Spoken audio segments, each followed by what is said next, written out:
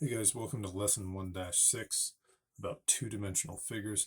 In this lesson, we're going to identify and name polygons, and then we're going to use those polygons and some other two-dimensional figures to find perimeter, circumference, and area. Got some new vocabulary here we need to define. So I've got these guys here. I have a really nice visual where we're going to define those on the next slide.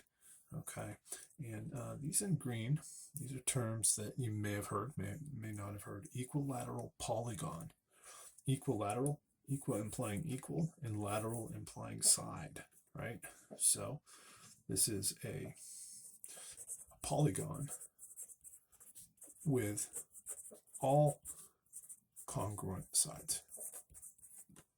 And so, what do you think an equiangular polygon would be? That would be a polygon with all congruent angles. Good. Okay, so we're going to get to those in the next slide. Regular polygon, I also have, this is a very important word, and on the next slide there's going to be a definition that I would recommend you write down in your notes. We're going to see this a lot this year, and if you don't know what it means, you'll miss a lot of problems. There'll be a lot of information that's not available to you if you don't get the definition of regular polygon. One of the most important words in the course. Okay, perimeter is probably a word you've seen before, the distance around the outside of a polygon. And we get that by adding up, so distance around a polygon. We get that by adding up its sides, right? And then the perimeter of a circle, we give it a special name because it doesn't have sides, and you don't add up all the sides of a circle if it doesn't have any. So we call the distance around the outside of a circle circumference, okay? And we'll look at a formula for that in our key concepts later. And then area is all the space contained within a two-dimensional figure, which we calculate in square units. So we'll get to some perimeter and area problems later. All right, so here's our first key concept with a nice visual defining what is a polygon. It is a closed figure formed by, we've got a finite number of coplanar segments, and we call these guys sides. Okay, you can see here's side, GH, and we name them by their the letters that are applied to their vertices. So the vertices of a polygon are the points where the sides come together, and since those represent points, you remember from our first lesson in this chapter that we give them a capital letter. So we can then call these sides, this side GH, this would be side HJ, side JK. So each side intersects exactly two other sides, but only at their endpoints. And again, we can name this whole polygon just using the letters that represent the vertices. So we would call this polygon GHJKLM. GHJKLM. Now, could you call it GMLKJH? Yes, you could. You could go around the other way. That is perfectly okay. But you have to go in order, whichever direction you're going. You can't jump across GKM and so on. Okay.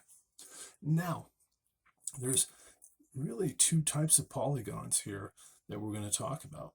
They can either be concave or convex. And how do we know which is which? So a concave polygon, I don't know if you've ever seen a concave lens in science class. We have convex lenses and concave lenses. Convex lens looks something like this, whereas a concave lens looks something like this. Okay, and I remember it by basically the word cave and concave implies cavity or cave or something that goes inward. You know, you can see how this is your concave, it goes inward, and then convex, it goes outward. Okay, and basically if you look at the sides of your polygon and and you extend them. I'm going to go ahead and extend sides of this polygon. I'm just going to extend them all. Okay. And we'll figure out whether this guy is concave or convex. Okay. When I extend those sides, notice none of them pass through the center of the polygon. So that is a convex polygon. This guy is convex. If, however, I had a polygon that looks something like this, and I extend the sides, you'll notice when I extend this side and this side, they pass through the center. So that would be a concave polygon. And now, the really, really important word, one I want you to remember for the rest of the class, a convex polygon, so one of these, that is both equilateral, remember we defined that, all sides are congruent, and equiangular, all angles are congruent, is called a regular polygon, okay? And you've probably seen some of these. If I mark this, you can see that's a triangle that is equilateral and equiangular. So this would be a regular polygon. Another type of a regular polygon that you've seen, a quadrilateral that has 4 congruent sides and 4 right angles, 4 congruent angles, is a square. And that is a regular polygon. All right, let's take a look at some examples and see if we can identify. We're going to name polygons by their number of sides and whether they're concave or convex and regular or irregular. All the other polygons that are not regular are irregular. Okay, so we're going to use that in the following examples. Okay, here, could we name this polygon by its number of sides and then classify it as convex or concave and regular or irregular? All right, one thing I don't think we talked about was when we name polygons, we name them by their number of sides, and one term that you'll see is n-gon. Basically, the number of sides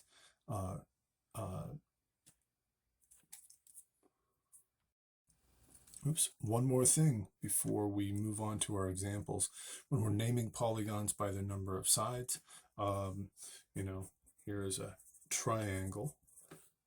And this is a square, but a square is a type of a quadrilateral.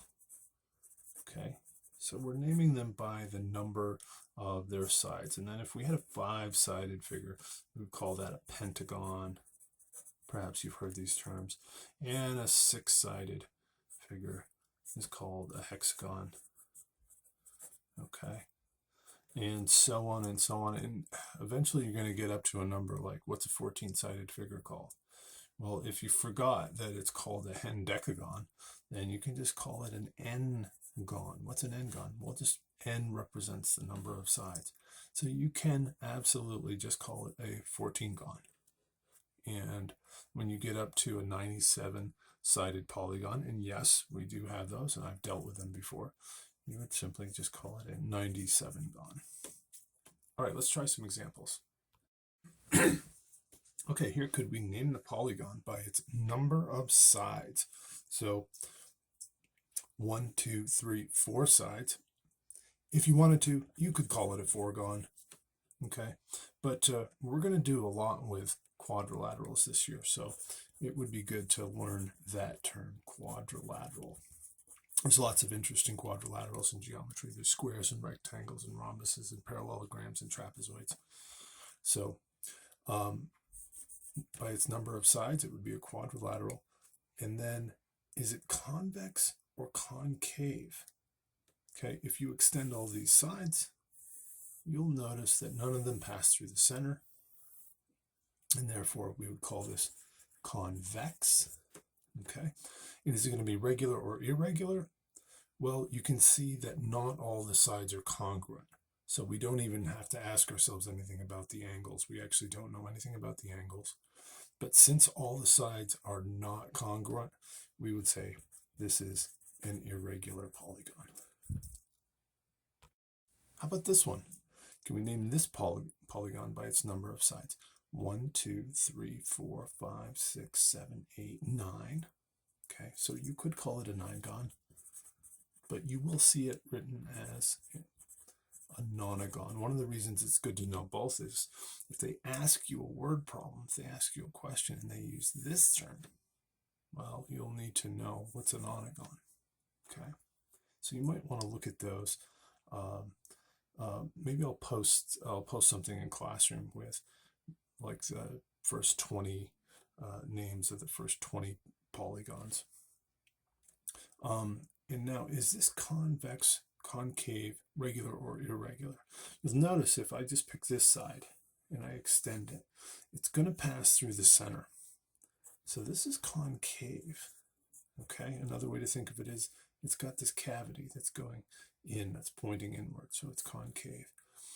And here's a good question. Could a concave polygon ever be regular? Well, if you look back at our definition, we narrowed it down to only convex polygons, and there's a reason for that. This is, of course, irregular. The reason is that a concave polygon cannot possibly be equiangular, because when this angle goes in, you have to eventually come back out, and therefore you cannot possibly have all of the angles in a concave polygon be equal or be congruent, and therefore they're all irregular. Can we name this polygon by the number of sides? Hopefully you recognize this. Hopefully you've seen lots of these. Triangle. I know some of you are going to be cute on the classwork and call it a threegon. And technically, you're not incorrect. Is it convex or concave? Well, you can see you can extend the sides, and none of them will pass through the center. Here's a question. Is it possible to have a concave triangle? Triangle can't possibly be concave. It's the only polygon that can't be concave. So it's definitely convex. And is it regular or irregular? These three slashes tell me it's equilateral. These three arcs tell me it's equiangular, and therefore this is a regular polygon. Good. How about this one? Let's name this by the number of sides. Okay. So 1, 2, 3, 4 sides. What would we call that? That's a quadrilateral. Is it convex or concave? You can just extend those sides and you'll see that none of them pass through the center. So we're going to call that convex. And is it regular or irregular? It's equilateral, isn't it? We can tell by these 4 slashes. But is it equiangular? They actually don't give us any information about the angles, but visually, you might say maybe this angle and this angle are congruent, and maybe this angle and this angle are congruent, but all 4 angles are not congruent to one another, and therefore we would say this is an irregular polygon. All right, now we're going to talk about perimeter, circumference, and area, and we're going to look at triangles, squares, rectangles, and circles. And to get our perimeter for a triangle, we just add up all 3 sides. So if we've got a triangle and we've got side B down here, C and D, perimeter is just going to be B plus C plus D. Add them all up, and you found the distance around the polygon. Now, how do we find our area? Our area is 1/2 times the base times the height. Okay, so how do we know that's true? Well, what I'm going to do is I'm going to jump over to our rectangle first and just look at the area of our rectangle. This is one that we've learned, and that it makes it really easy to understand the concept of area, because it's really a multiplication problem, giving you a grid of squares, and if you added up the squares, that would give you the whole area. It really helps nail down the concept of area. And if a rectangle is length times width, and that tells you all of the area inside that polygon. Could we apply that same idea here? If I were to pretend that I had a rectangle, in fact, what would be the dimensions of this rectangle? B times h. Instead of length times width, it'd be b times h, okay? So you can see there that base times height is part of our formula for a triangle. Where does the 1/2 come in? Well, you could further break this down if you draw this altitude in the triangle. We call that an altitude when you drop a line from one vertex perpendicular to the opposite side. It divides it into two separate triangles, and that means these two separate rectangles, you can see they would be congruent to one another, and we only have half of that area in our triangle. And likewise on this side, we only have half of that area. So area of a triangle equals 1/2 times base times height. And if you think of it as a chopped off rectangle, hopefully that whole concept will make more sense to you. Now a square, as we're going to learn in chapter 6, is just a type of a rectangle, okay? So a square is also length times width, but because a square is also equilateral, there's no sense in complicating things by adding in an extra letter. If the length and the width are equal, then let's all call them all s for side, okay? So the area of a square is just s squared. That is, of course, s times s, right? And if we want to find the perimeter, we're still just going to add up all the sides, s plus s plus s plus s. Add them all up, and you get the perimeter. Now, a rectangle, we have length and width, and so our perimeter is going to be length plus width plus length plus width, because we have two of each of those. You'll also see this written as 2L plus 2W. You'll also see it as written as 2 times L plus W, okay? And that one, of course, comes from this one after you distribute.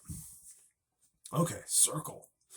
All right, so our circle is 2 pi r, or pi times the diameter, gives us the circumference around the circle, okay? Because pi is a special number. Pi is actually the, pi is actually the ratio. It's the ratio of a circle's circumference to its diameter. That's the definition of that number, okay? It's a very special number because every single circle has the same proportions, has the same ratio in it.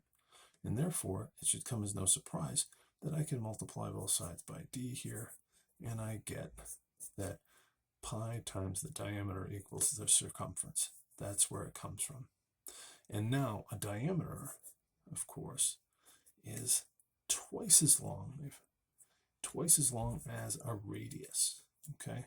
A diameter is a chord that passes through the center of the circle, and a radius is the distance from the center of the circle to any point on the edge, and therefore the diameter is going to be twice the radius.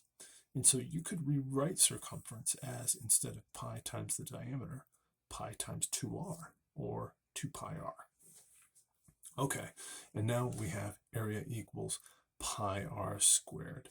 There's a good visual proof of this that I'll try to post later. But the one thing that I always get from students is I can never remember which formula is which. Is area pi times the diameter, or is it pi r squared? And just remember, when you're dealing with area, you're dealing with units squared, okay? So you're looking for the formula that has the squared term in it when you're dealing with area, okay? And when you're dealing with circumference, that's akin to perimeter, which is just a lineal distance. So you're not looking for to square any of the dimensions in that case. All right, let's take a look at some examples. Could we find the perimeter and area of this figure? Okay, so what type of figure is this? If you look back at your key concepts, you probably recognize this as a rectangle, and perimeter of a rectangle is, you could say, 2L plus 2W, right? And so we've got our length, let's call this our length, and this our width. Okay, so we got 2 times 4.6 plus 2 times 2.3. And when we crank that out, 2 times 4.6 is 9.2. And 2 times 2.3 is 4.6. So we get 9.2 plus 4.6 is 13.8. And what are our units? When we're talking perimeter, we're dealing with lineal units, so just centimeters. Okay. Now, how do we find our area? Area is length times width, right? So this would be 4.6 times 2.3, and we would get 4.6 times 2.3, and we would get 10.58. And significant digits, we should round that to 10.6. What are our units here? Our units are centimeters, but since we're dealing with area, they're going to be centimeters squared. Okay, could we find the circumference and area of the figure here? So our circumference is going to be, remember, what are they giving me here? Because I've got two formulas I could use. I could use 2 pi r, or I could use pi times the diameter, right? Remember those? What part of the circle did they give me? That's the radius. So I think I'm going to use 2 pi r. I'm going to say circumference equals 2 times pi times 4, okay? And now sometimes when you check your answers on some of the homework problems and stuff, sometimes the answers will be left in terms of pi, okay? And I tell everybody all the time, remember, pi is dessert. So leave it for last, right? You eat your dessert last. So multiply 2 times 4. Don't reach for your calculator and multiply 2 times pi times 4. Leave the pi for later. 2 times 4 is 8. Okay, so you can call this 8 pi inches. Okay, remember, circumference is like perimeter, so it's a lineal dimension as well. It's just the distance you traveled around the outside, and you would measure that in inches. Now, it's totally appropriate to leave it as 8 pi inches. The reason is that's an exact answer.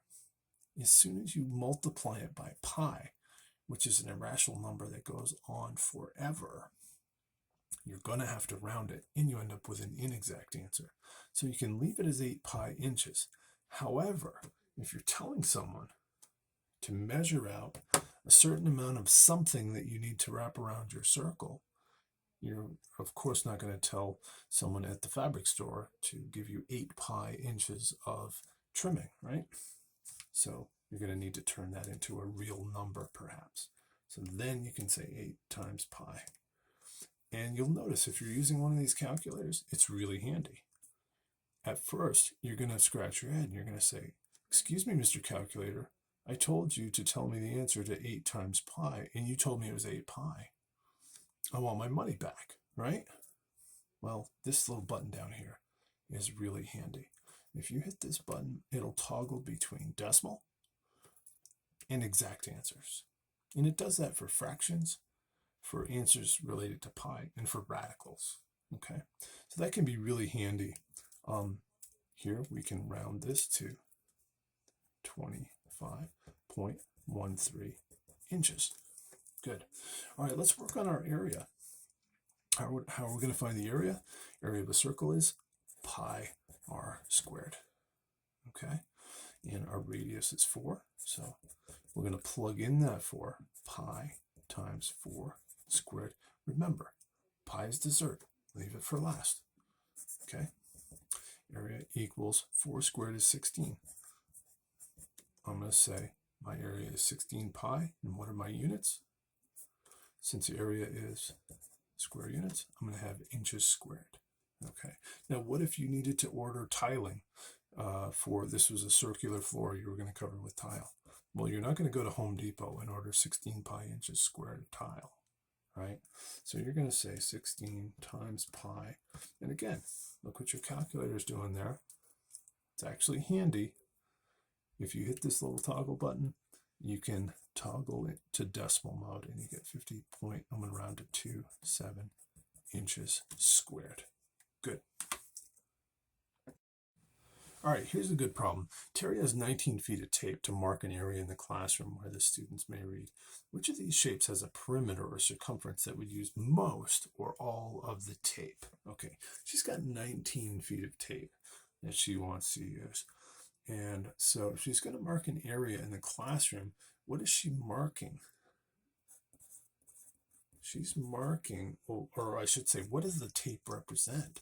The tape represents the perimeter of the area that she's marking out. Okay, so which of these is going to fit the bill? We've got a square with a side length of 5 feet. Okay, what's my perimeter for a square? Isn't it 4s? And if s equals 5, we're going to plug that in. 4 times 5 equals 20 feet. Okay, so this is no good, right? Because she's only got 19 feet. Okay, a circle with a radius of 3 feet. Okay, so we're looking for perimeter. So we're looking for circumference equals 2 pi r. Okay, equals 2 times pi times 3. So this is going to be 6 pi. This is one of those cases where you don't want to leave it as an exact answer, because I don't know if that's greater or less than 19 feet, right? All right, let's grab our calculator. 6 times pi.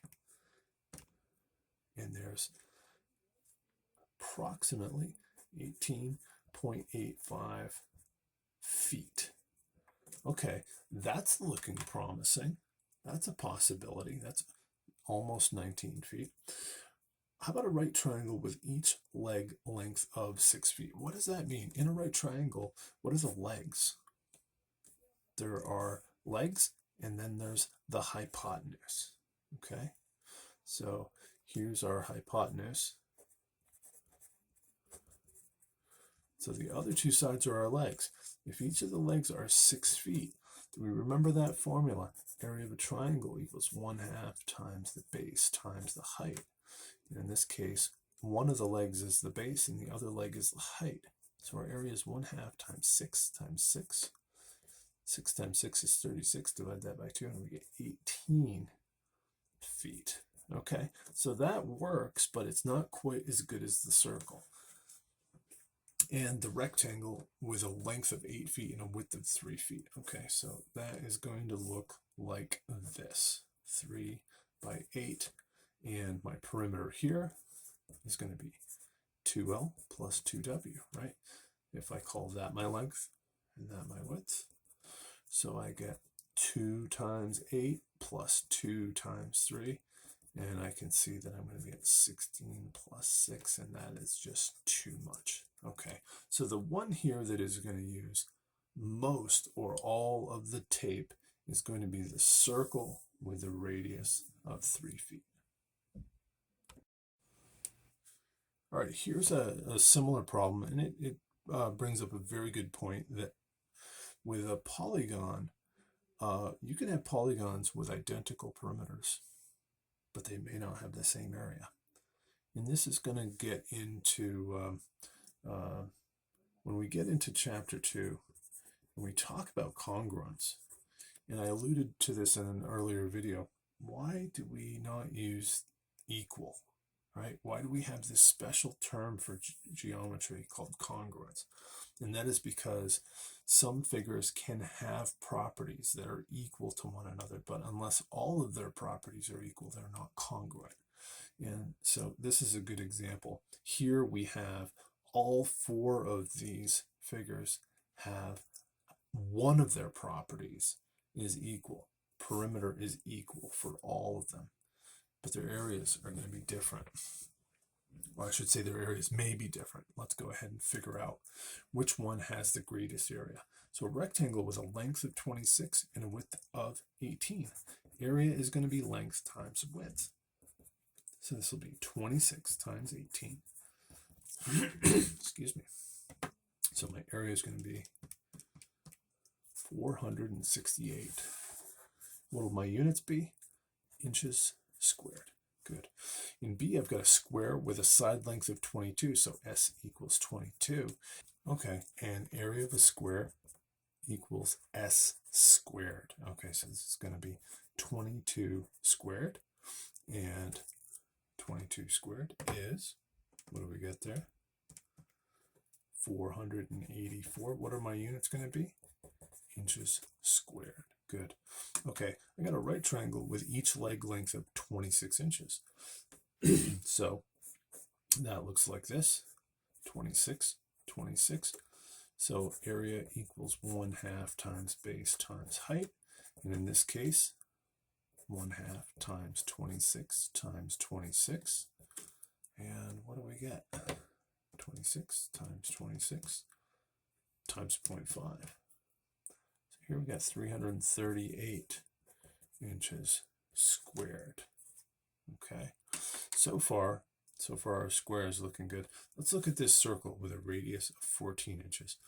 And the area of a circle is pi r squared. And our radius is 14. R equals 14. So let's plug that in. Area equals pi times 14 squared. So area equals 14 squared is 196. 196 pi. That's an exact answer. It's a beautiful answer.